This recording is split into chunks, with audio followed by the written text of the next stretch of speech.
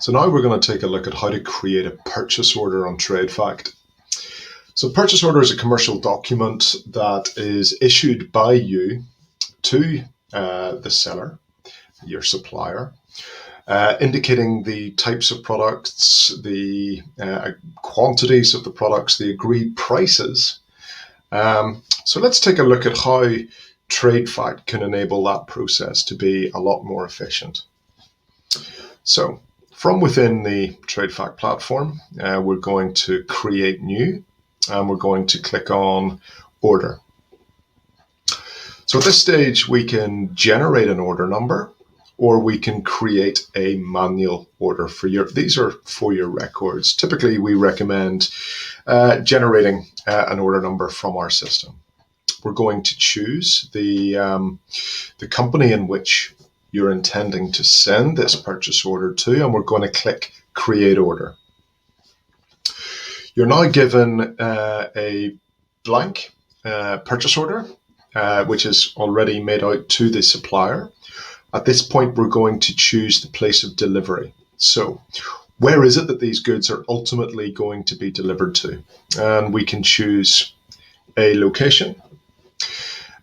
We can also at this point add in a goods ready date. This is good practice, so both your supplier and yourselves are working towards a date where you're aiming to have those goods ready to be shipped.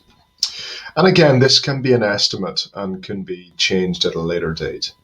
You can add a reference number, and you can add the order date, which would the date that you intend to send the purchase order. I'm going to say today. Now we need to add products to this purchase order. So what is it that I'm ordering from this supplier? And you have a number of different ways of doing this.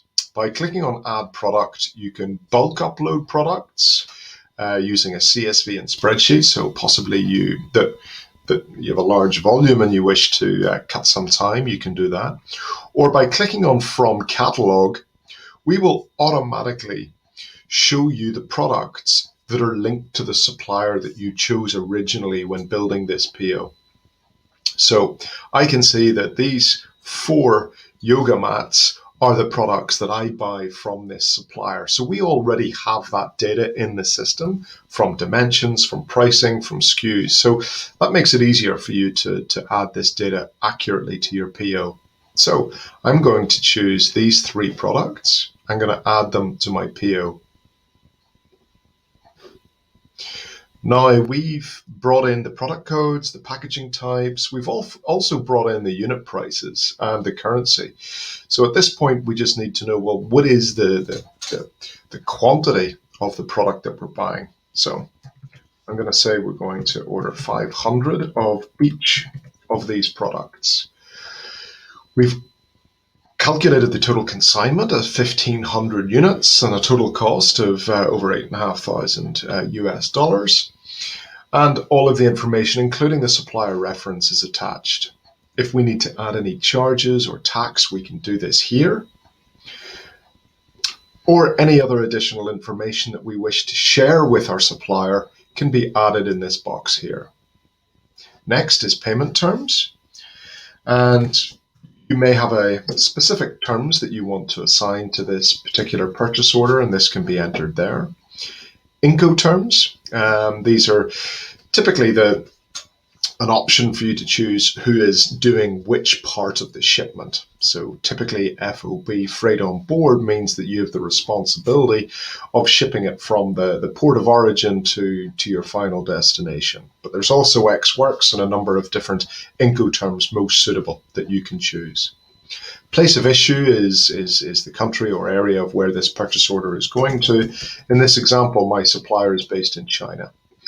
Date of issue, I'm saying that this order is going to be sent today.